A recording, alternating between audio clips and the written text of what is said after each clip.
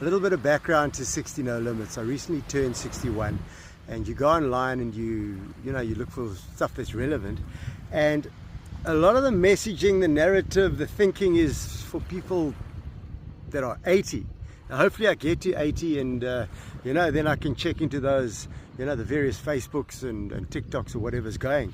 But it doesn't represent the friends and people I know who 60, 70 plus, who kiteboarding, foiling, surfing, running, jamming in bands, just living their life flat out. So I thought, okay, I'm going to start 60 No Limits with the idea of just sharing their stories. I mean, how are they doing it? What's giving them the happy vibe? Now, happy we can discuss, and I'm going to be discussing it as we go through 60 No Limits, having motivation and a purpose to get up, and mindfulness and passion and all that sort of thing. So I identified people that I see are happy, let's call it in the general sense. And I've got lots of interviews, and we're going to be doing more. And if you know people that you'd like to, get me to chat to, and just find out what the secret sauce is, hey?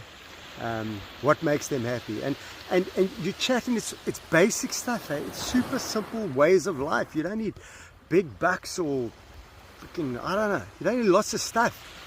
It's almost like less is more, hey? You just need to be comfortable with yourself. We're going to be discussing all of that, but there's a lot of simple truths and common things, cliches that we should revisit. We call them cliches because we almost forgot about them and just keep repeating them as mantras, but you unpack the cliches and there's a lot of truth in them. And after chatting to these people, and obviously there's more on the way, you find the philosophies that they're talking about, the way they're basing their lives without even consciously doing it, are based not on stuff that they know from 10 years ago, 20 years ago, from thousands of years ago, from the philosophers, original times when people were sort of working out what is this life all about. Are we just going to be dust, and why are we here? What's it all about? What's the meaning of life? So I've been chatting to these people, and if we know the concepts, if we know the basics, if we know the how to live your best life, and it's been known forever, why isn't it happening? Why can't we just do it? And I think it gets back to, and we're going to be chatting about this as we go through, 60 No Limits and the various posts. But I think there's a lot of fear. People get comfortable in the routine and a little bit scared to break out, try something new, and hey, whatever, live your life.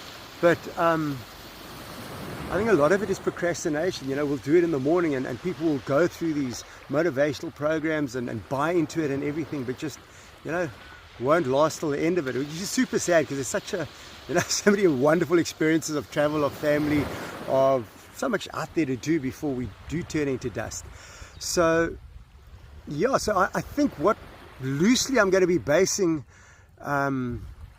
this whole thread of 60 No Limits and where we're going to be going with it is on the ancient philosophies and how we see how Stoicism's coming back, and meditations of Marcus Aurelius, and everybody, Seneca, freaking all of them, Pythagoras, Confucius, across all the different cultures, and yeah, just how that thread runs through everything, and why don't we do it?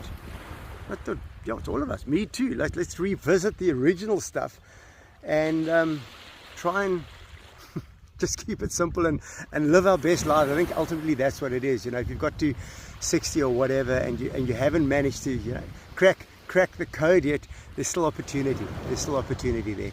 So I think it's to take the first step. I'm going to take the first step into the water, and maybe one of the first time we're going to be, doing some of the meditations of Marcus Aurelius. Let's get out there. Remember, this is from 2,000 years ago when people took time to think about stuff. It's quite a challenging motivation. Think of your many years of procrastination and how the gods have repeatedly granted you further periods of grace, of which you have taken no advantage.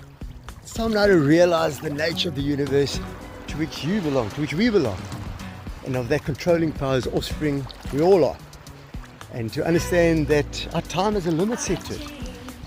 Use it then to advance your enlightenment, but we're gone and never in our power again. So let's get out and do stuff. We don't have to waste another day. Just get in the water. It's free.